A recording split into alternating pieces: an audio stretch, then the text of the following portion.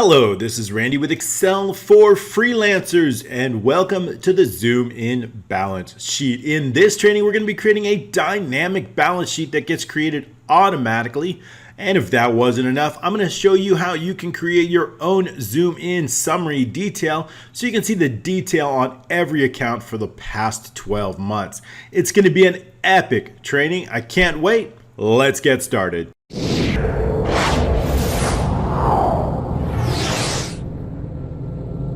All right, thanks so much for joining me today. I've got a really terrific, unique training. We're going to focus on balance sheet. Accounting is the theme of this week, and every accounting application includes a balance sheet, and I want to make sure you learn how to generate this fantastic balance sheet along with a complete training on how to create this zoom in feature. It provides a window into the total account activity and a 12-month summary of every specific. So we're going to go through that step by step. I'm going to show you exactly how to do that. In fact, this training is kind of comprehensive, but I don't want it to take forever. I want to try to keep these lessons as concise as possible and still show you every feature, every trick, and every technique.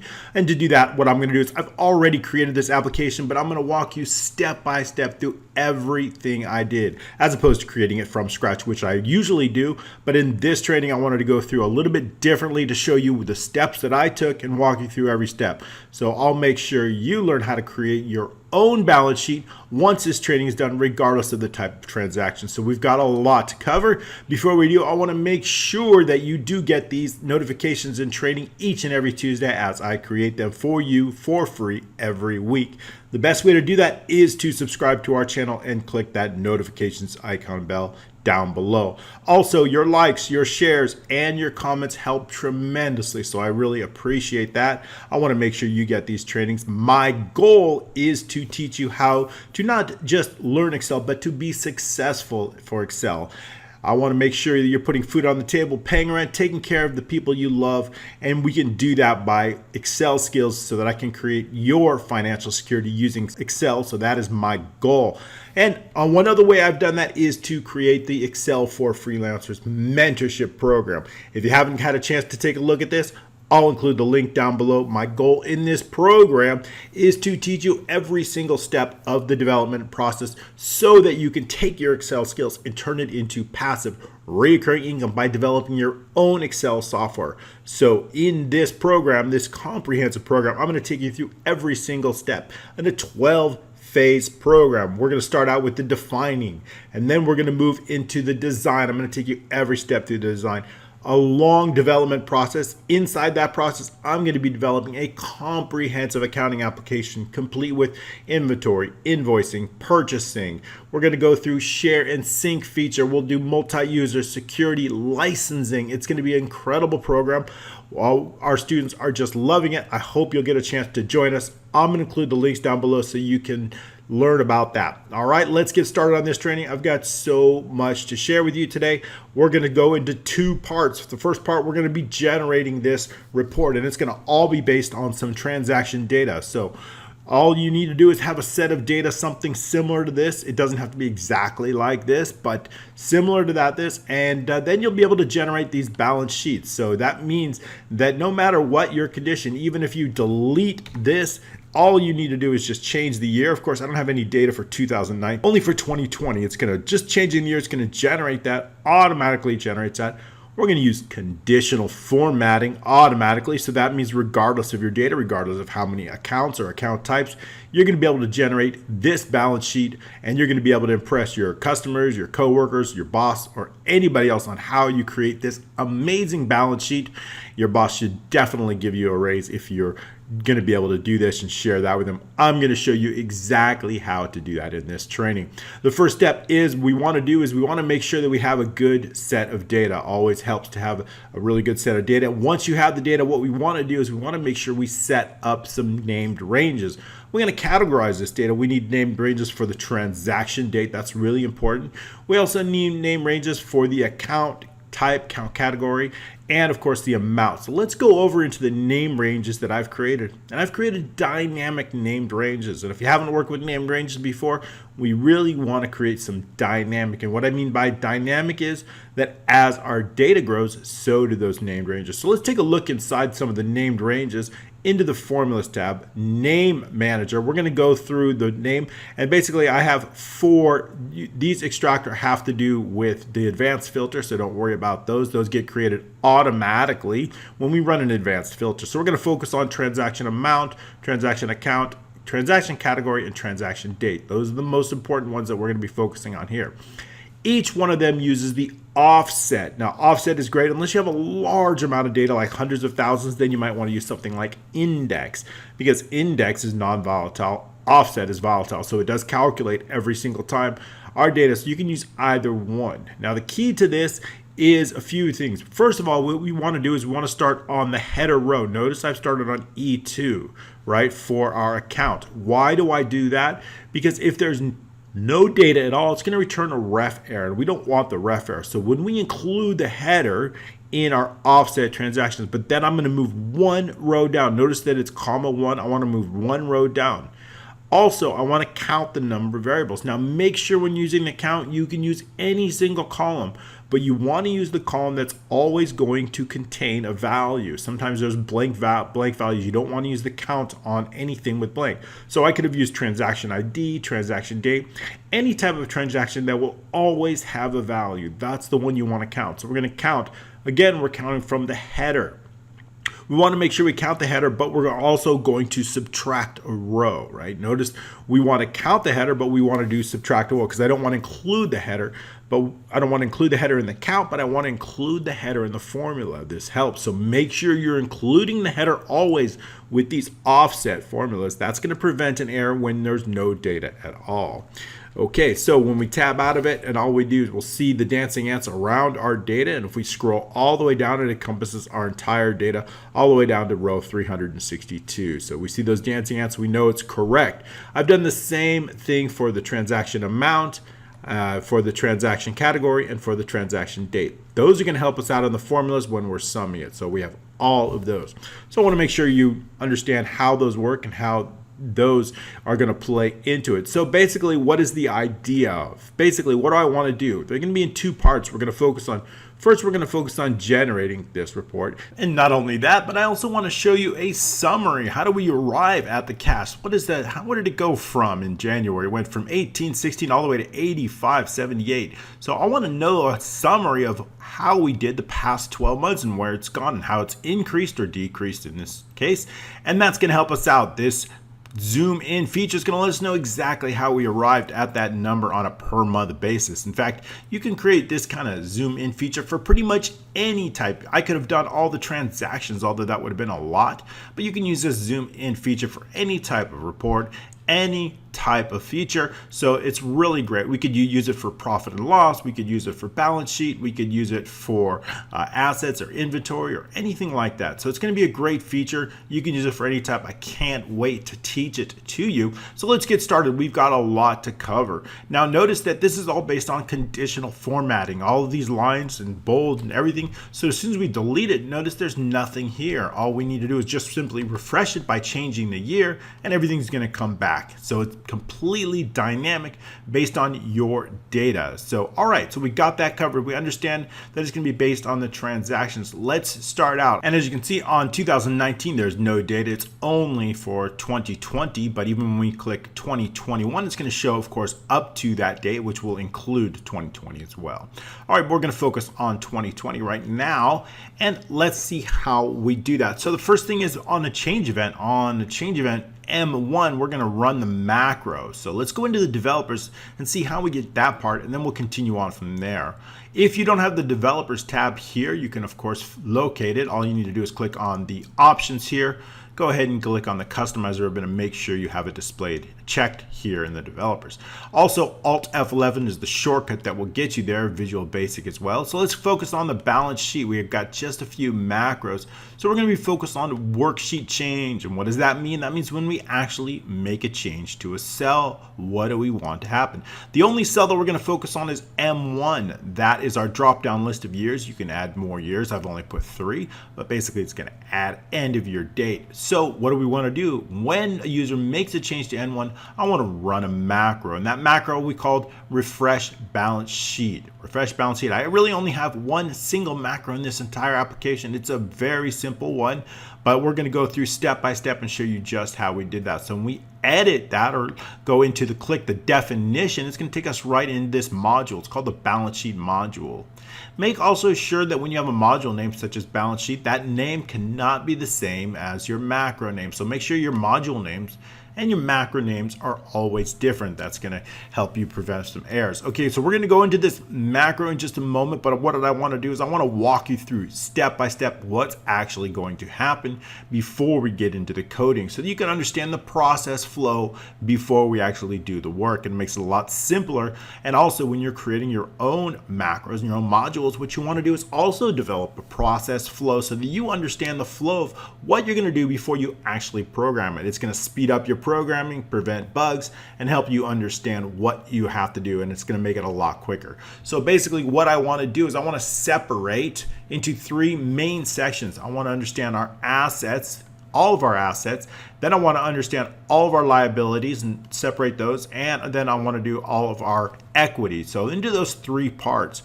Now into our transactions table here, we do have it separated in the account category. We have assets, we have liabilities, and we have equity accounts. So under those 3, what I want to do, the first thing I want to do is I want to run an advanced filter based on that. And first thing what I want to do is based on the asset. So I'm going to put in our criteria, I'm going to run an advanced filter, and I'm always going to run it less than or equal to the transaction date. Now, when you have this type of transaction filter, this is a straight formula. What we're going to be doing is when we want to run an advanced filter, we need to make sure that the name, the header name, is also exactly equal to the same header name here under B2. That's important. So the best thing to do is simply just copy and paste this specific header right into your criteria here. Paste values or paste all is fine. We want to make sure that those 2 headers are identical. If not, they're going to create an issue, especially when it comes to dates. Now we can have VBA place this here, but when it comes to dates, I like to use a direct link, and that's going to link to D4. And D4 is located here. That is our date. That is our end date here. Now notice this is a merged cell. So for example, if we try to create a link to a merged cell, what it's going to often do is going to create, sometimes it's going to create an entire D4. Notice it's D4. So for example, let me just show you what we do. I'll do a quotation marks and then greater than and then equal than and then quotation marks and then an and sign, right? So here's some prevent issue, and then you click here. If it does D4, sometimes it'll do D4 through the last, which would be K4, right? If it does appear like that with a colon, actually colon K4, you want to make sure to remove that K4. You only want the first cell in a merged cell, just like that, D4, okay? And that's what I want. I want the unformatted date, right? We want the unformatted date, the numbers, the 5-digit number. That's exactly what you want on an advanced filter. Advanced filters without formatted dates is the way to go, because that way it's going to work regardless of the regional settings, so that you can send this to users around the world and it's still going to work for them. That's really important because formatted dates create issues when it comes to advanced filters. If you've experienced that, it's because the date's formatted. So keep those unformatted. Just that number is all we want. All dates translate into numbers. They're essentially numbers. And then the formatting is what makes them look like dates with the large day, month, or year. So it's the formatting. So we want to keep them unformatted. So basically, what I want to do is I want to know all transactions up to and including this date, December 31st, 2020. So the best way to do that is to create an advanced filter, and that's what I have here, and it's linked. This is permanent. VBA doesn't change this. It's always going to stay that. However, the account, I do need to loop through 3 different account categories, including assets, liabilities, and equity. So VBA is going to take care of this. First, it's going to put in assets. And then what we're going to do is we're going to take all 3 of these. The account can be blank. So I'm going to take all 3 of these, and I'm going to determine all of the equity accounts. And what I want to do is I want to put all of those results here into the account. I want to know all of the accounts, all the equity accounts. And the results going to be here, or all of the asset accounts, or all of the liability accounts. It's going to list them all here. Once I have all 3, what I'm going to do is I'm going to take the first one, common stock, or whatever the list, and I'm going to put it right in here. And then I'm going to run a brand new advanced filter.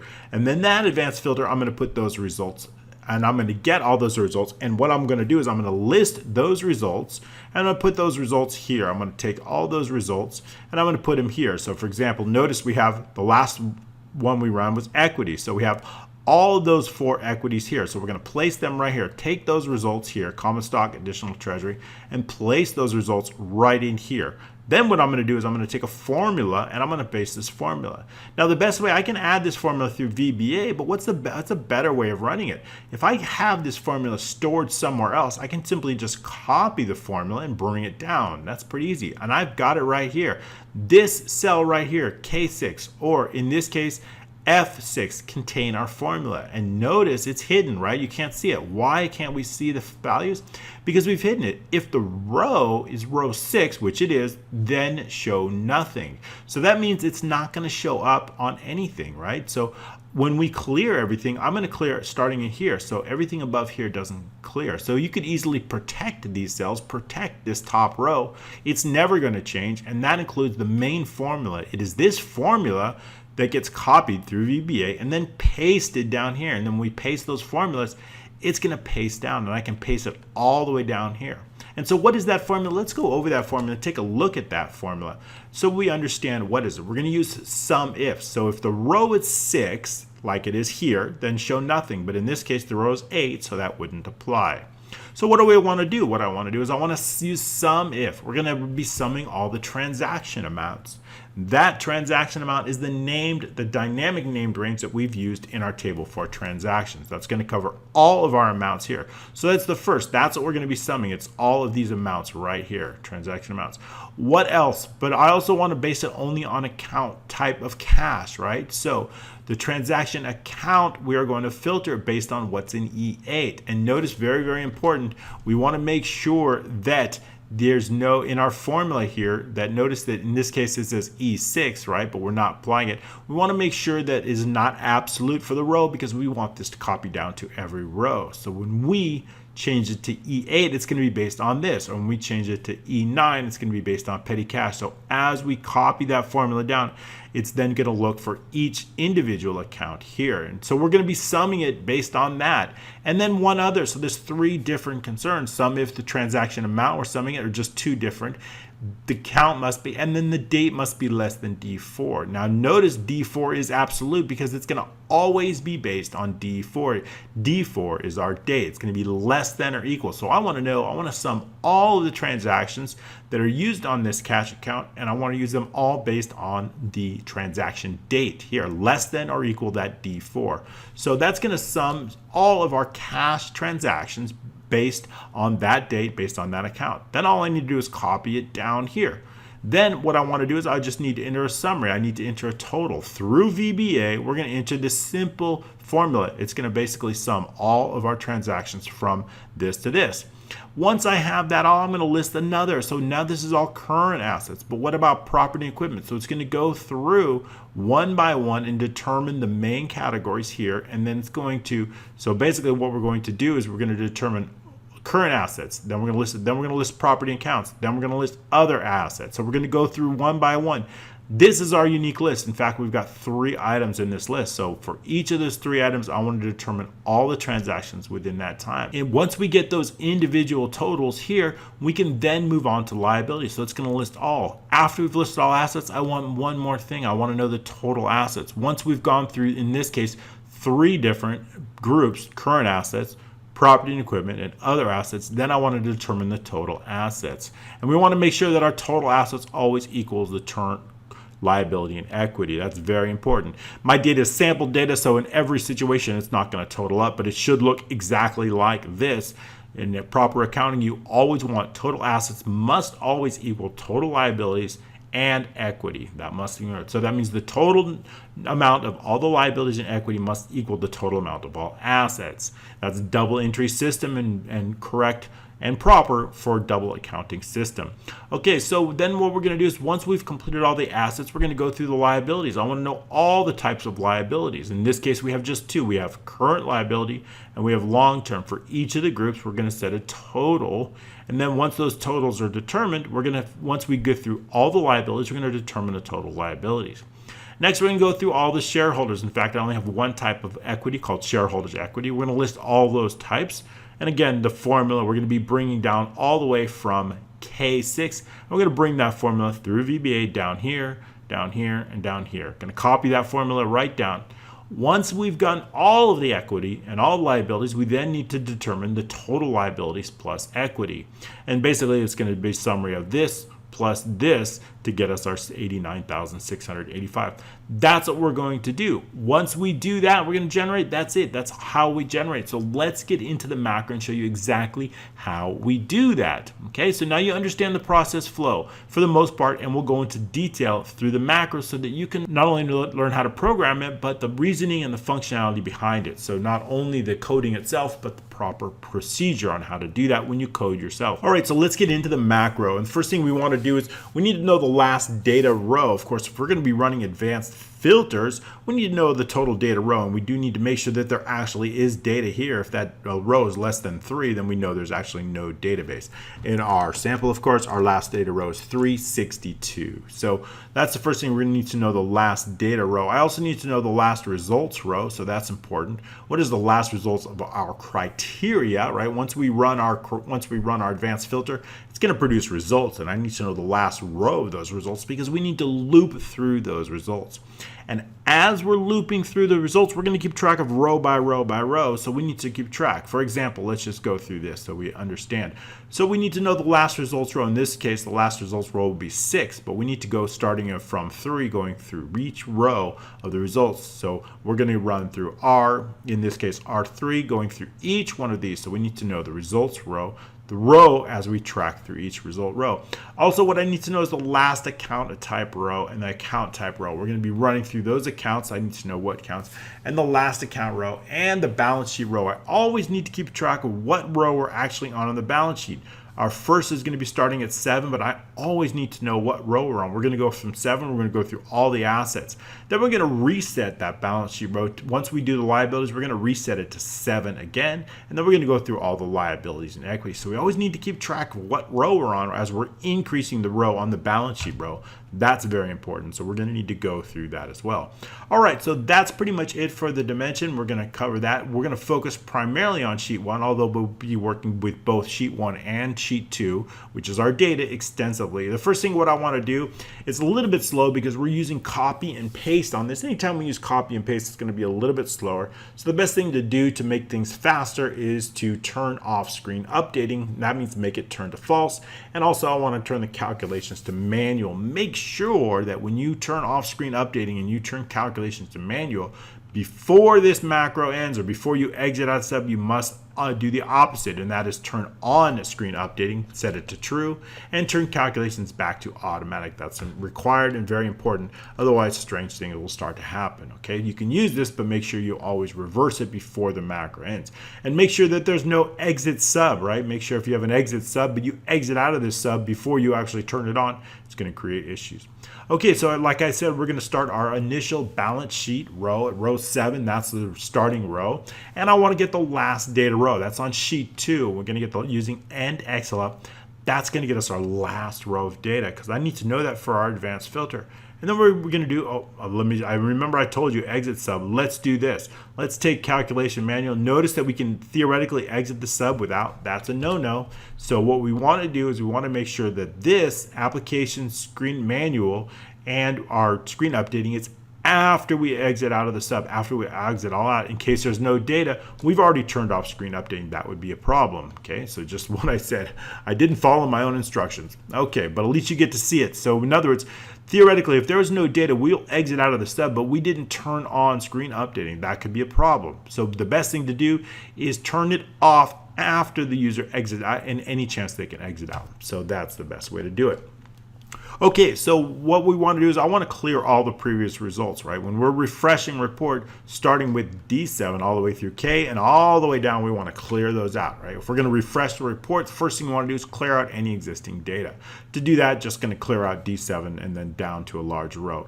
In this case, we're using 999. In this case, we're using 999. Okay, so the first thing we want to do is we're going to focus on assets. I want to run the assets filter. So sheet 2 N3 value equals assets, right? What I'm going to do is put that in our criteria located in sheet 2. I'm going to put the word asset right here in the account category. N3 is going to take what that's going to do. Then I'm going to run an advanced filter from L through N, starting with L2 all the way through N3. We're going to run that advanced filter because we only want to focus on the unique asset accounts. So N3 is going to take asset. Now we're ready to run our advanced filter, starting with A2. That's our header row. Make sure when you're running your advanced filter, you are always going to start with your header row, starting here in A2 all the way to the last.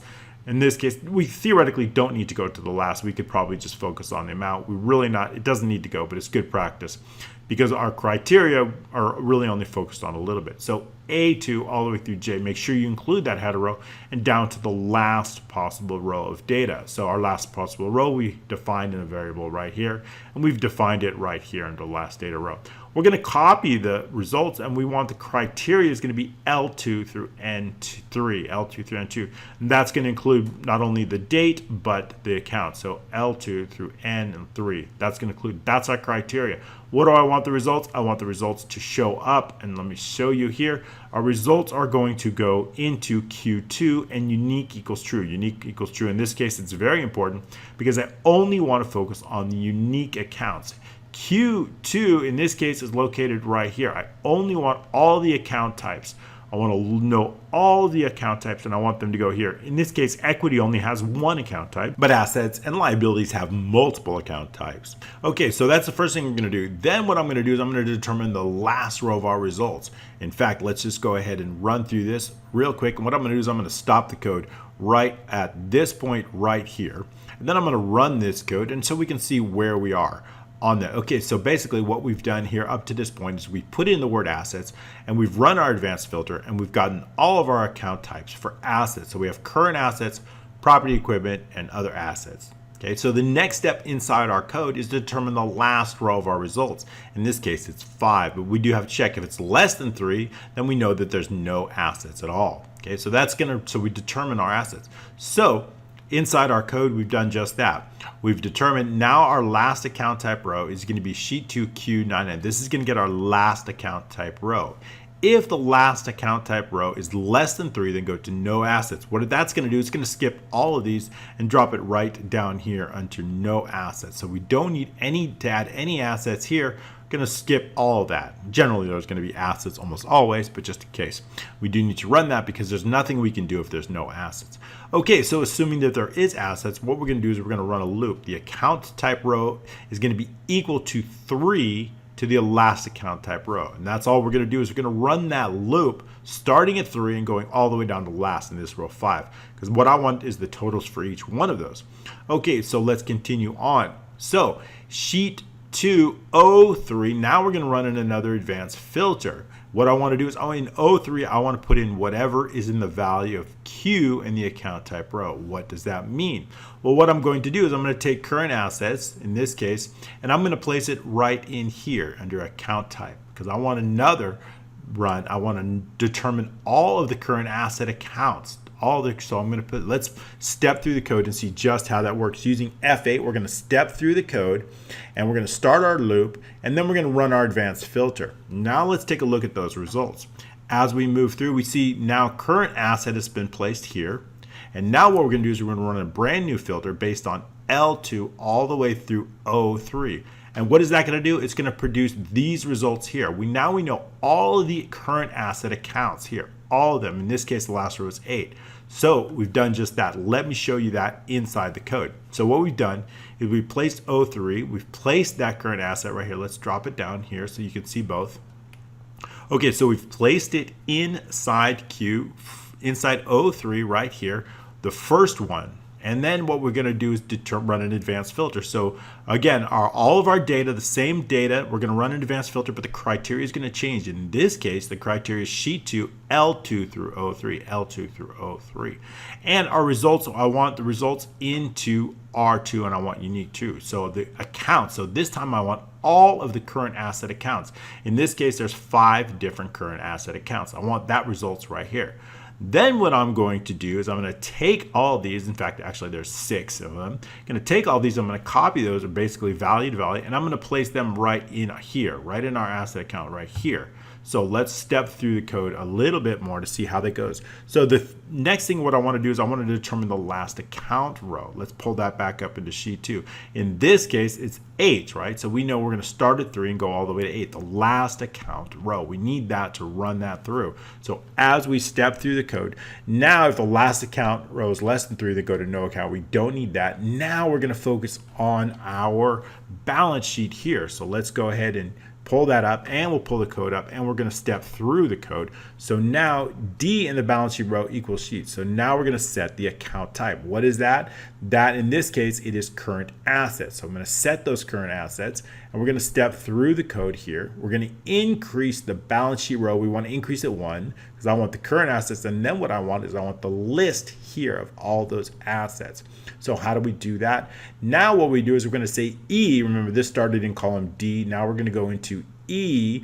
And what do I want E is? I want E to show up all those accounts. So E in the balance sheet row through E in the balance sheet row plus what?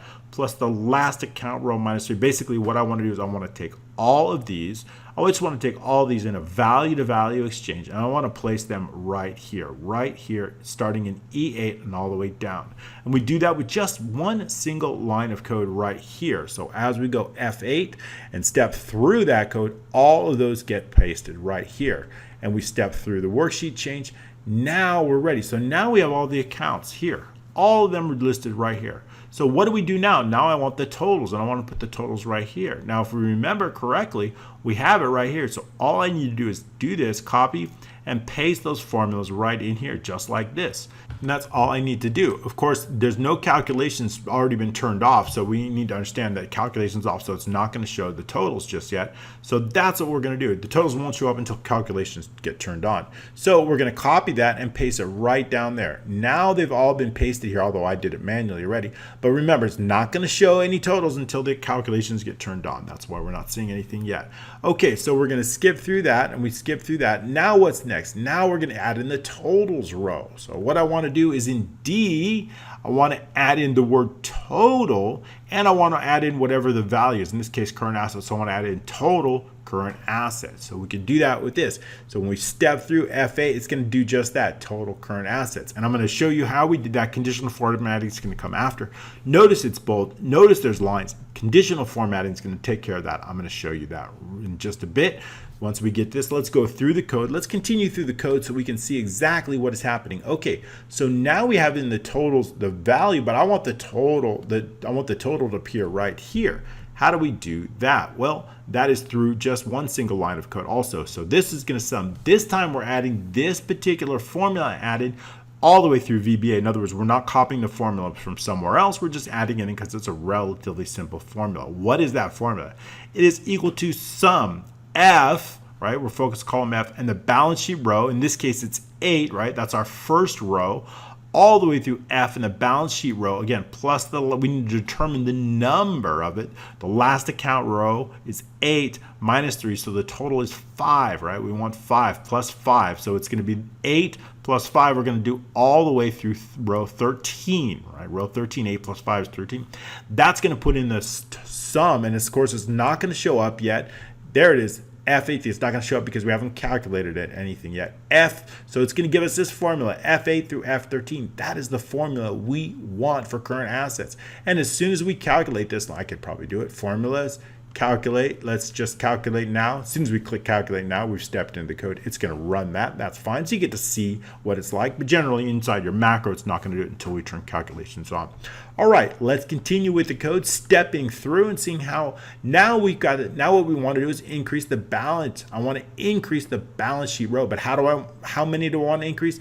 In this case, I want to increase it the last account row, which is 8 minus 3. Of course, that's 5 plus 3, and that's going to increase. So now our balance sheet row is 16. So we're ready to enter the next asset type account right here. I'm going to put it in right here. Next, what is the next one? We're going to repeat this process. The next one is for Of course, property and equipment. We've just focused on current assets, property and equipment. So again, I'm going to repeat the process, loop through. This time, I'm going to put property and equipment right here under account type.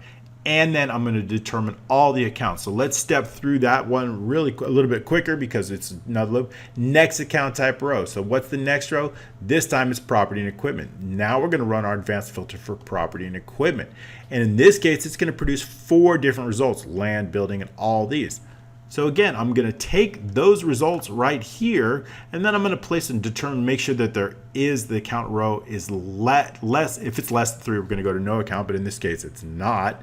So again, now what I'm going to do is I'm going to paste those into the account type into D3 here. Let's go back into this, and let's see those results. F8, so it's going to put property and equipment right here, and it's going to go through the worksheet change. Going to increase the row from 16 to 17. Now it's 17.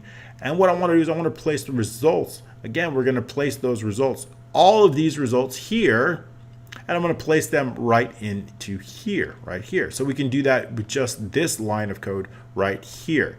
Now it's going to place those all in here. Hopefully you can see that. We'll scroll up a little bit on the screen so you can see that, and then bring the code back into it. And we can increase this a little bit so you can see everything. So now we've included that. So now we're just going to see the same loop. And then again, with all the formulas, I want to place in all the formulas. I'm going to copy whatever's in F6, and the destination of that is going to be F in the balance sheet row through F. Basically, what we're going to be doing is we're going to be copying again what's in F6 and bringing it down here. And we can do that again with this line of code right here. Let's go down here and then F8. Now it's going to copy. Then again, all the formulas are here, but we're just not calculating them yet until we turn calculations on, which is fine. We understand that. Why though? Okay, so now that we have, again, we're going to add in the totals row. Great. So now let's continue on the macro. What I'm going to do is I'm going to put another stop in there. We've been through this. Let's bring this up a little bit here, and let's continue on. But now what we're going to do is I'm going to go, I want to finish up all the assets. So I'm going to continue with this, and I'm going to put a stop here. So let's run this, and we're going to run it all the way to the finish the assets. So once we finish our assets, it's going to look just like this. Of course, let's go ahead and manually calculate that into the formula. Let's calculate now. And now we have all of our assets. So basically it went through current assets, property, equipment, and other assets. Okay, great. Now what we've done in the next row, we've reset the row back to 7. In fact, it's going to 7, and now we're going to focus on liabilities and equity. So we understand how we loop through all the assets and get the totals. The only thing we didn't cover is conditional formatting, which we will. Okay, so next up on this, now we're going to add and run the liabilities advanced filter. So in this case, we'll take the liabilities. So now instead of asset, I'm going to change N2 to liabilities. And we're going to run, and I want to determine all the liability accounts. And then we're going to loop through that. So let's step through that a little bit, bring it down here, and then scroll up here so we can see F8. Now we're going to change this to liability. Notice the change. And we're ready to run our advanced filter. It's going to get us all our of account types for liability, which we have just 2. Current liability and long-term liability. And again, we're going to run through all of that. We're going to set the account type. The first, we're going to run a advanced filter for current liability, which is our first one. And we're going to pull all of our current liabilities here through our advanced filter. So when we run F8, now we have a total of 5 different liabilities here. So again, we're going to, for current liabilities, we have 5 different ones. I'm going to take those current liabilities and place them right in here into our balance sheet with the next lines of code. So F8, we're going to run the account rows less than 3. We're just going to make sure that we actually have liabilities. So we're going to run, check our results. And now we're ready. Now we're going to start in column I. In column I want to place that current liability. I want to place it right here into J7. That is our next row. Next up, I want to increase the balance sheet from 7 to 8. So it's going to go to 8. Now we're in 8. Now what I want to do is I want to place all those liabilities right here. Again, we're going to come from here. I want all these accounts here, and I want to place them all right in here. So we can do that with the following lines of code. F8, now we've placed all the accounts in here, and we did that with just this line of code. J and the balance sheet row, in this case it was 8 through J in the balance sheet row, 8 plus the last account row, which is 7, minus 3. So 4, right, plus 8 is 12. So it's going to place from 8 all the way to, in this case, 12. 8 through 12, we're going to place all those accounts. And that's, of course, going to be equal to whatever the results are from R3 to R in the last count. It's going to copy over all those liability accounts. All right, next up again, all we need to do is place those formulas. In this case, our formula is located here in K6. Going to take that formula, copy it down, and paste it right down here, just as we did in the asset accounts. And we could do that with just this line of code here. So when we step through using F8, it's going to place all of those down right there. They're not going to show up until we actually calculate that, but they're there. Okay, you can see them. They're there here. They're there. We just haven't calculated it yet. Okay, great. So now again, we need to add in the totals. We're going to skip through this, add in the total current liability, and then the formula here. The formula is now in there as we step through. And again, we're going to do the same thing. All right, so let's go through all the liability, loop through all the liability types. And now that we have it, let's go down all the way, and then let's run, let's go do equity now. Equity. Okay, go to no equity. So let's put in here. This should be run equity filter. So what I'm going to do is I'm going to pause it and then continue the code here. So now all of our liabilities are in. So we just loop through current liability, long-term liability, no totals until we calculate it. So now we have all the total liabilities. Let's just show you that line of code. The last thing we did was here in I in the balance sheet row, we added the word total liabilities. Then what I did is I took a formula. Now let's take a look at these formulas. I've got these formulas right here saved. And we did the same thing for assets. I forgot to show that to you. Let's just go up here. Formula B6. Let's take a look. I've got total assets here into B6. I've got total liabilities into B7, and I've got total equities and liability into B8. So in this case, what I've done is I've taken a formula which is off the sheet. Of course, you're going to hide these columns in your own reports. And I've got total assets. And again, this is a very simple formula. All we're using is sum ifs. We want all the transaction amounts. That's what we're going to be summing. Anything, a transaction date that's less than or equal to D4, and with the transaction category of asset. Same thing for liabilities, except this time we're changing it to liabilities. And then, of course, the total equities and total liability is going to be basically all of our transaction date. Transaction is equity. The sum of all of our equity accounts plus B7, which is plus our B7. We're going to get into that in just a moment. Then all I'm going to do is simply just take the 61 and just place it right in here. Place that formula right in here so it's automatic. That's all we're going to do is just place that formula there. All right, and of course, so that's all I did. And the same thing for assets. All I did is take this formula from B6 and just place it right here into, this case, F29, but the row is dynamic. Okay, so that's all we're doing in this line of code right here. F and the balance sheet row plus 1 is going to be equal to B6 formula. B6 formula. It's going to change it right here. So B6 in the assets, going to place it right here. Or B7 would be total liabilities. In this case, B7 down here, total assets. Here, total liabilities would be B7. Okay, and then of course below again, liabilities and equity would be B8. That's it. That's just those three formulas there. So I wanted to make sure to show it to you. Okay, so we're up to total liabilities. Now all we need to do is enter the equity, and we can move a little bit quicker. It's the same. Again, in this case, what we're going to be doing is we're going to be placing our equity. Now I want to know all the equity accounts. So where's that located? Equity is the word. N3 is going to take that on here. So now we're going to change this to equity, and we're going to do the same thing. So let's continue on. F8, so we can see the process. F8 through that. Now we're in equity. Now we're going to run our advanced filter, and we see that we only have one account type called shareholders equity. That is the only one for equity. So again, the last account type row, in this case, of course, it's 3. If it's less than 3, go to no equity, but we do have. We're going to run a loop. In this case, it's 3 to 3, so it's just one time we're going to run that loop. We're going to run set our account criteria in 03. Now we're going to take this and put shareholders. And we're going to run an advanced filter for this, shareholders equity.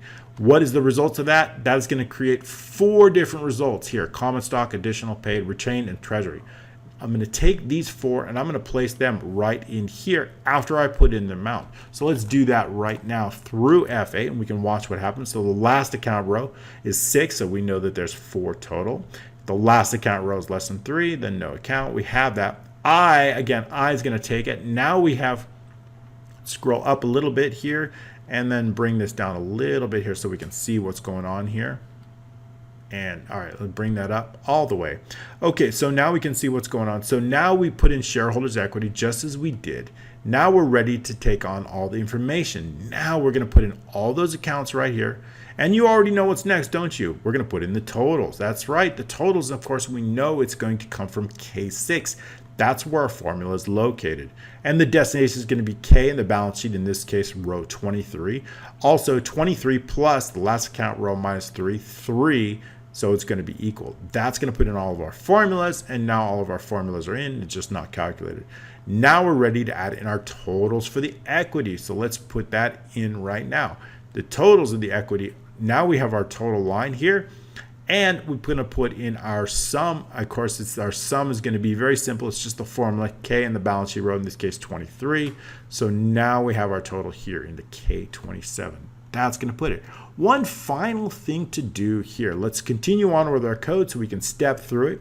The balance sheet row, we're going to increase that to 29, right? I want to skip that because I want to put in. And now what do I want to do? I want to add in the words total liabilities and equity. And I want to put that into column I. That's going to put it right here into I and all the way through. And I'll show you how that conditional formatting after we run this module here.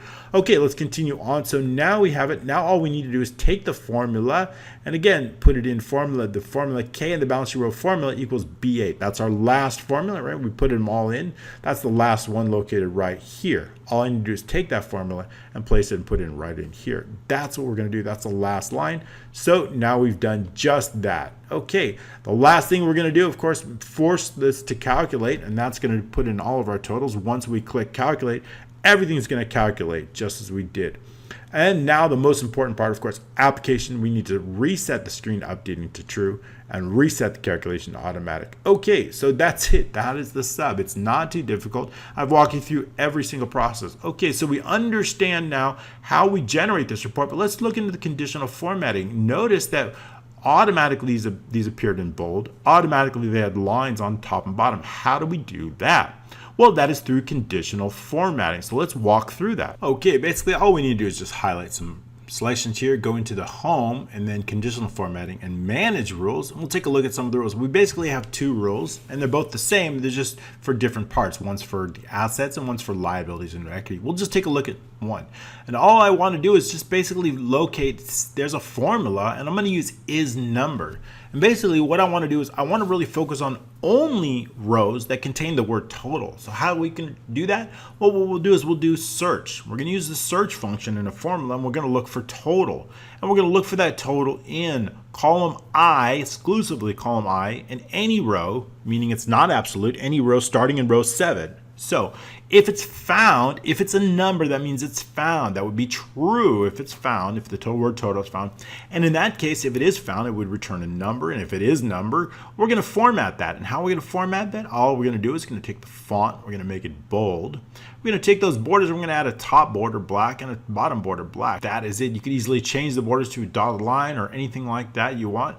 That is all we have to do. Basically just looking for the word total. The word total is going to tell us everything. If it contains total, that's what I want to happen. So, and it's the same rule for both the columns. They're just different columns. One's focused on column D through F, and that would be for the assets. And then the other one's focused on I and K, and that's for liabilities. Simple. That's the only conditional formatting we needed. Very, very easy. So, all right, so that affects all the rows and you can continue down that. That's how we do, but that's how we do the conditional formatting to get those rows. Great, but how do we get this really cool zoom in feature? I'm gonna show you that next. Basically, this is based on a table and the total. So let's take a look at that.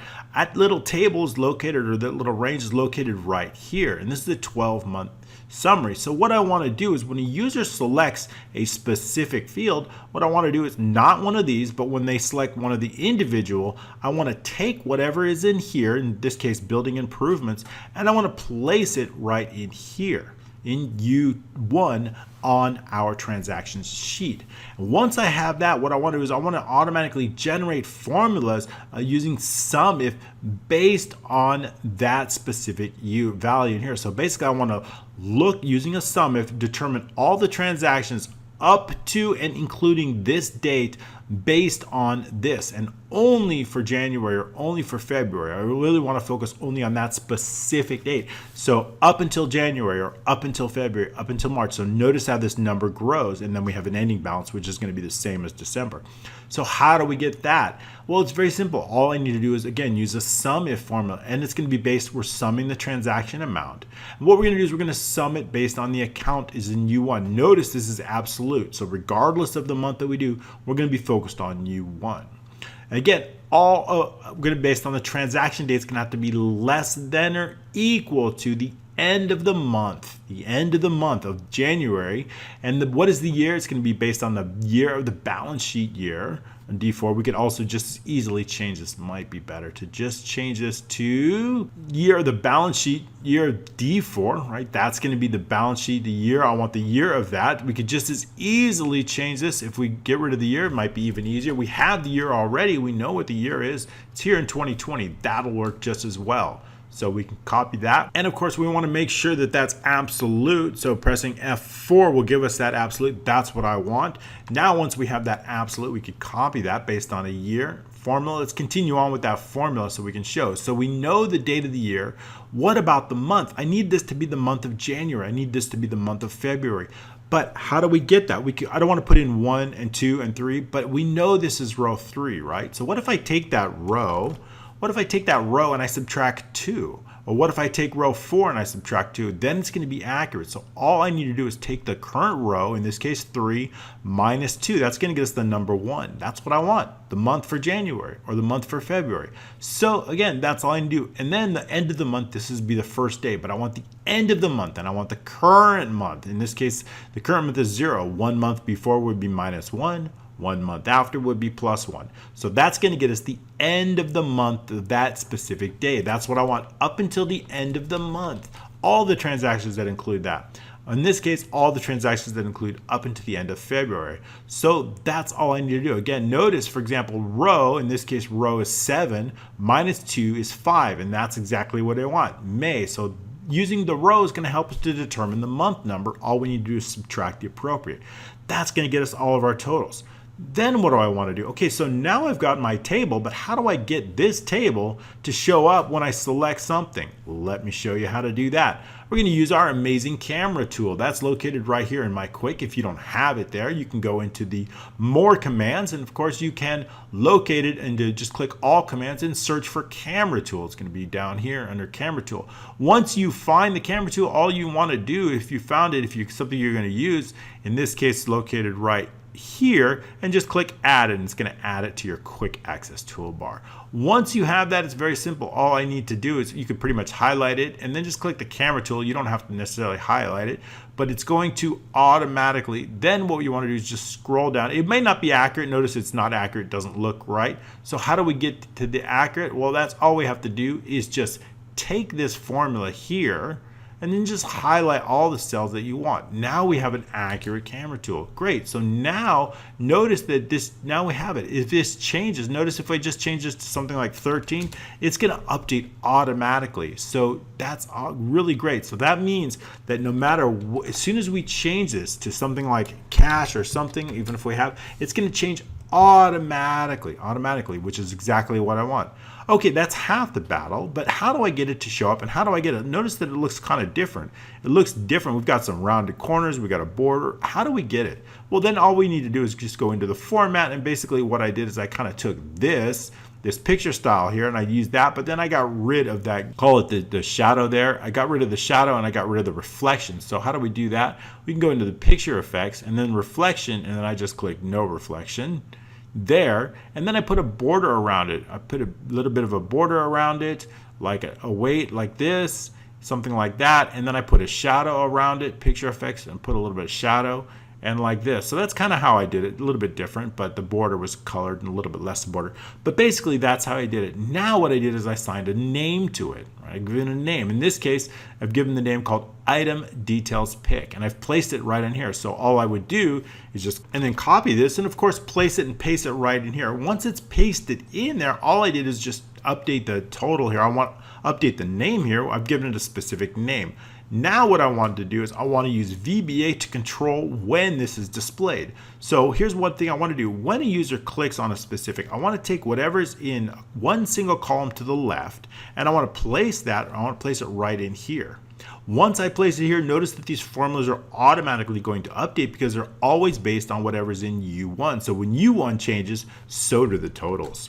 Okay, so that's great. So now all I need to do is get VBA to take this and put that into sheet 2, and then I want to display this picture right away, and I want to display it right just to the right of whatever the user selects. No matter what they select, it's going to be displayed. So how do we do that? That's through VBA, and that's just through a few lines of code, and then we're focused on the on-sheet code this time. So on-sheet code is located right here into the balance sheet. And we're going to focus on selection change because we want something to happen when a user makes a selection change. We only want to make a selection change when they select cells within a specific column. When they select F8 all the way down, or when they select K8, I want something to happen. So what is it that I want to happen? Well, I want this to appear here, and I want it to appear on the right. Okay, but the first thing what I want to do is I want to take whatever's in here, one column to the left, and of course place it here. All right, so we understand that. So let's continue on with the code. If the user makes a selection between F8 through F99 or K8 through K99, then do what? Remember, not and nothing cancel each other out. That means they have made a selection. Then what do I want to do? Then I want to make sure that the target row and the target column -1, that would be the same row, but target column -1 means here. Here's the target column. Here's what's in the target column -1. Target column +1 would be right here. So take whatever there. If it's not blank, if it's blank, do nothing. If it's not blank, take whatever values here, again, place it into U1 on sheet 2. And that's just what we do inside the code. So if it's not blank, then do something. Then sheet 2, U1, it's going to take the target row and the target column -1. We're going to set that account. That's automatically going to update all the totals. Now, once the totals are updated, we know that our picture is automatically total because we're using the picture tool. So we know that all the values are going to be updated. Now all we need to do is place the picture in the right place and then display it. And that's what the following lines of code are going to do. Since we've already named our picture, item detail picture, we can focus on that. The left position is going to be sheet 1. Again, we're using sheet 1 here. It's important because we're focused on the shape. So then we need to call out the sheet specifically. Cells, the target row, the target column +1, right? I want it to appear on the right. That is the left position. The top position is going to be the same. The right cell to the right of it. Then all I want to do is make it visible. Else meaning what? Else meaning it is blank. In this case, it is equal to blank. What if it is blank? Then I want to hide the picture. Else, again, what else? Else, in this case, they have selected outside this range. I also want to make it hide that picture. So that's how we're going to do that. So again, if they select something, it's going to show the picture, but if there's nothing, why is it showing nothing? Because this total is located in column I. We're focused on column J. There's nothing in column J. That's why it disappears. That's why it shows up. Now that's how we get it to show up. It's automatically going to show the summary up for every single type of cash account, or every single type of account that's associated, and only for those and not the totals. All right, it's a really, really great tool. I'm super glad I got to show you this zoom in balance. In this particular training, we learned how to create a really amazing balance sheet with just a few lines of code inside a macro, regardless of the date. And we showed you how to change that automatically based on the year. And we showed you how to use advanced filter and some really amazing techniques to create a really cool zoom in feature that's going to allow us to zoom into the specific transactions into the balance sheet values. All right, I hope you have enjoyed this training. Thanks so much. Again, if you like this training, I'd appreciate it if you want to pick up our 150 workbook pack. You can get all these 150 workbooks for just $56. That's just 37 cents per workbook. That would really help us out, and I really appreciate you. Thanks so much, and we'll see you next week.